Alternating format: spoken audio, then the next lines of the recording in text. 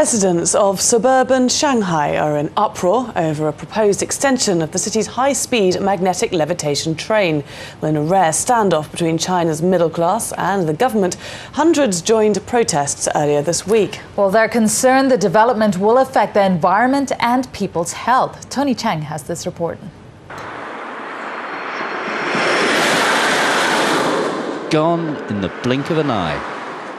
Shanghai's Mag-lev, the magnetic levitation train.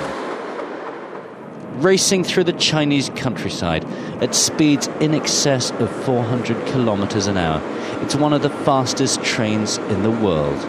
But controversial plans to extend the high-speed line from Shanghai to the city of Hangzhou may well have come off the tracks.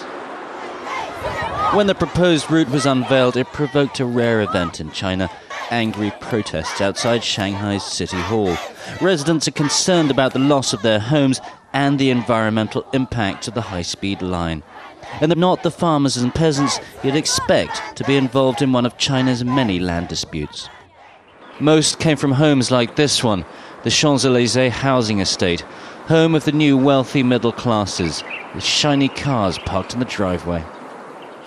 This is a very nice neighborhood, quiet, close to the center of Shanghai, and very well maintained. Not, you would have thought, a hotbed of anti-government protest, but the strength of those protests illustrates just how strongly the residents feel about giving up their land to the Chinese government.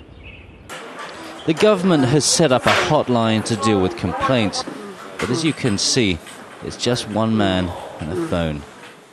And the residents of the Champs-Élysées estate are concerned the government may now be hitting back.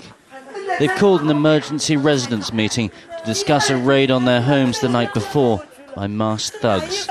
A tearful mother describes how her son was beaten unconscious when he refused to take down protest banners. The consternation on the faces clearly shows in a group of people who are unused to violence in their secure gated community.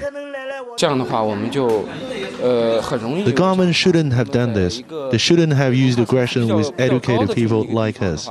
It only escalates the conflict between us. But intimidation doesn't seem to be working, instead galvanizing residents to take their protests onto the streets.